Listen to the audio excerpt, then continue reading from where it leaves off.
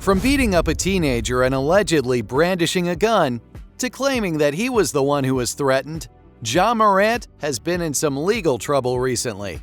In fact, it seems that he's now countersuing the teenager that he assaulted last year. That's right, Morant isn't really going to take this lying down apparently. Ja with the crossover and the left-handed finish. All of this is because of a pickup basketball game that took place at his house last year. The lawsuit, which was filed on Wednesday night in Shelby County Circuit Court, accuses Joshua Holloway of slander, battery, and assault. Apparently, Holloway's lawsuit got changed recently. This was after he'd turned 18, and Morant isn't happy about it. He claims that Holloway has damaged his reputation and put him at risk of losing millions of dollars, not just in his contracts, but also in his sponsored deals. Ouch, that's gotta hurt. When asked about the countersuit after practice, Morant declined to comment on Thursday.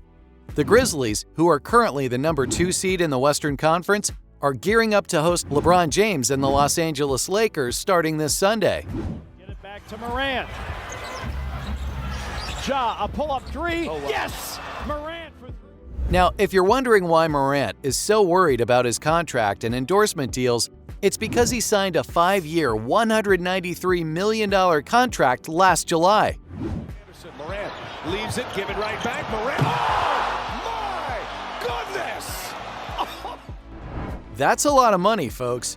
And to make matters worse, Morant was suspended for as many as 8 games, and this was for supposedly doing events that were detrimental to the league in some way. Yikes! This guy just can't catch a break. Which is why it feels like he's countersuing to save his reputation, entering his side of the events in the amended lawsuit. Morant also claims that he only punched Holloway once, and this was after being hit in the face with a basketball during the game. Apparently, he came towards Ja with balled-up fists. But that's not all, folks. Morant's countersuit also notes that the lawsuit was reported nationally, even though it was supposed to be under seal, at least until the amended version was filed on March 28. This could potentially jeopardize the guard's relationships with sponsors, including some unconsummated deals in progress. Holloway's attorneys haven't really commented much on the whole thing just yet, and even Morant refused to say anything about the countersuit just yet. Much of this new drama seems to be stemming from the teen's changing his statement recently. So you can't help but wonder just what he changed it to.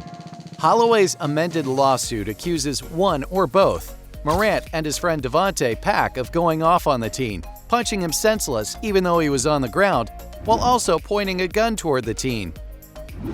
You're talking about like basketball player John Morant. Basketball, okay. Like Memphis Grizzly John Morant. Yeah, John Morant, yeah. So grown man just hit you.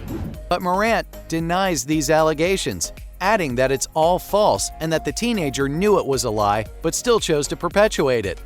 Morant also claims that he and his family received a threat on Snapchat that appeared to be from Holloway, which is why they alerted the authorities.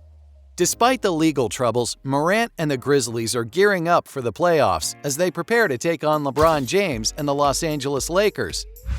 85-67 the count. Morant against McConnell. Pick and roll. Morant. One thing's for certain in this case, and it's that nothing is certain. From the start, both parties have had very different descriptions of what went down. For instance, here's how Ja chose to describe it. According to him, the teen then allegedly stepped in front of Ja while pulling his pants up. I don't know about you, but that sounds like a strange move to me. It apparently raised some alarms in Ja's head and made him think it was okay to assault a teenager. Not cool, Ja. Not cool. But wait, there's more. Ja claims that the ball was the first thing to hit him and that the teen didn't stop harassing him even after the incident. As he was leaving, the teen reportedly made a threat to come back and light up Ja's house like a fireworks show.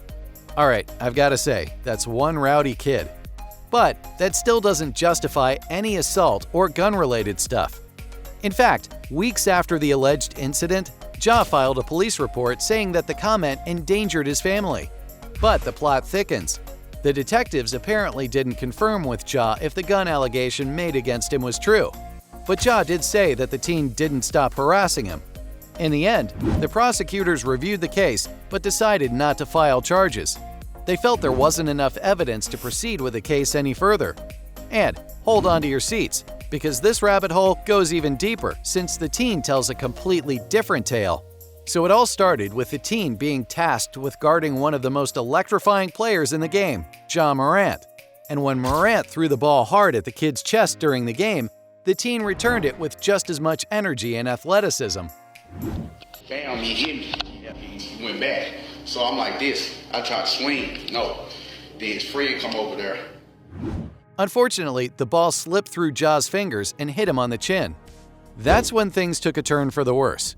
According to the teenager, Ja put his chin on the kid's shoulder and asked his friend if he should punch him. And his friend was all for it. So, without warning, Ja punched the boy in the jaw. But that wasn't the end of it. Ja's friend joined in on the beatdown and punched the kid from the other side. The teen claims that he fell to the ground and tried to cover his face to avoid getting hit, but it was no use. Fell on the ground, and they just started coming. Like while you were laying on the ground there? He got punched repeatedly in the head, around 12 to 13 times by Ja alone. His friend got a few hits in too, about 4 to 5. Other people had to pull the grown men off the teenager. But wait, there's more. The teenager said that as he was leaving, Ja came back with a gun tucked into his pants. He didn't pull it out, but the teen claims it was visible. Now, if all of this is true, then Ja really lost his cool over nothing. Despite all this, it seems the drama is still going on, which is weird because by now, you'd think some resolution would have been found. Like, we already know that the police decided not to pursue charges due to a lack of evidence. There's also the whole thing about the NBA's investigation. It turns out that the NBA conducted its own review of the incident, and they checked out the security footage from the scene. But unfortunately for those seeking justice, the league couldn't find any evidence to back up the claims that Morant or his friends were brandishing weapons during the altercation. I mean, come on, can't a guy just throw a punch or two in peace these days? Just kidding, don't come for me in the comments, I'm just joking around. Prototypical modern day. Wow, there's a lob to Morant, flushes it in. Wow. But seriously, it seems like everyone involved in this whole mess is walking away without any serious consequences. I guess it's good news for Ja and the Grizzlies, but it's not so great for the teenager who got punched in the face and allegedly threatened with a gun. I'm not saying that Morant is guilty or innocent, but it's kind of wild that a high-profile athlete can get into a physical altercation and potentially wave a gun around without facing any real repercussions. And now he's countersuing because of the losses he's suffered? Dang, you really can have it all. But that's all you need to know about this mess.